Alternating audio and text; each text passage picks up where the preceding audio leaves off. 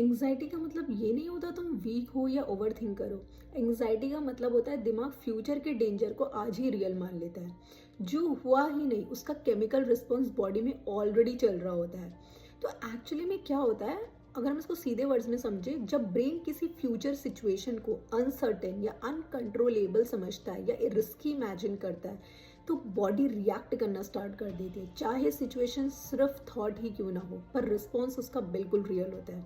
आपकी heart rate बढ़ जाती है, आपकी चेस्ट टाइट हो जाती है, आपकी ब्रीदिंग शैलो हो जाती है, माइंड रेस्टलेस हो जाता है, क्योंकि बॉडी ये नहीं जानती कि ये सिर्फ इमेजिनेशन है। बॉडी का एक ही लैंग्वेज है, डेंजर या सेफ्टी। इसलिए जब तुम फ्यूचर का वर्स्ट केस सिनेरियो बार बार इमेजिन करते हो, बॉडी उसको इमरजेंसी मान लेती है और इसी को हम एंग्जाइटी बोल देते हैं। इंपॉर्टेंट बात यहाँ पे ये है, एंग्जाइटी फ्यूचर में नहीं होती है, एंग्जाइटी प्रेजेंट मोमेंट में होती है, बस ट्रिगर फ्यूचर का होता है। इसलिए एंग्जाइटी को सिर्फ पॉजिटिव थिंकिंग से कंट्रोल नहीं किया जा सकता, क्योंकि प्रॉब्लम थॉट में नहीं है, प्रॉब्लम सिग्नल में होती है।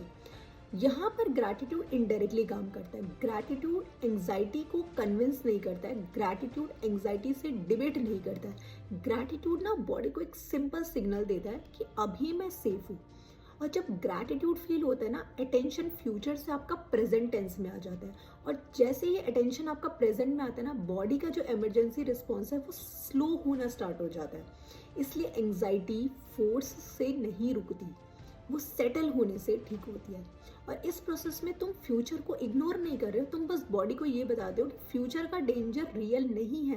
और जब बॉडी आपकी ये समझ जाती है ना, आपकी ब्रीदिंग नॉर्मल होती है, आपका माइंड क्लियर होने लगता है और आपके जो रिस्पॉन्सेस होते हैं ना, वो पॉसिबिलिटी ढूंढने लगते हैं। तो एंग्जाइटी का मतलब तुम वीक नहीं हो, एंग्जाइटी का मतलब है तुम्हारी बॉडी फ्यूचर के वेट को आज उठा रही है। और जब प्रेजेंट फील होने लगता है ना, फ्यूचर का नॉइस अपने आप धीरे हो जाता है।